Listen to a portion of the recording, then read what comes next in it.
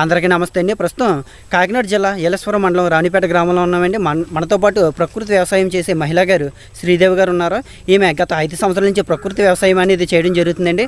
అందులో భాగంగా ఘనజీవామృతం అనేది కలుపుకోవడం జరిగింది. అసలు ఘనజీవామృతం అనేది ప్రకృతి వ్యవసాయంలో ఎందుకు ఉపయోగిస్తారు, దానివల్ల ఉపయోగం ఏంటన్నది ఆమె మాట్లాడి తెలుసుకుందామండి. నమస్తే అండి. నేను ప్రకృతి వ్యవసాయం 5 సంవత్సరాలుగా చేయడం జరుగుతుంది.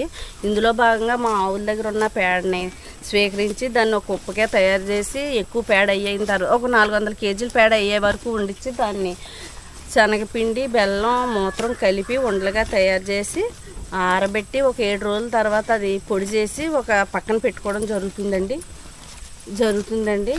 అది ఏంటంటే దమ్ము చేసిన తర్వాత ఒక 200 కేజీలు, అలాగే కలుపు తీసిన తర్వాత ఒక 200 కేజీలు వేయడం జరుగుతుందండి. దానివల్ల ఏంటంటే భూసారం పెరిగి దుబ్బన్నదే పిలకలు ఎక్కువ వేయడం జరుగుతుంది.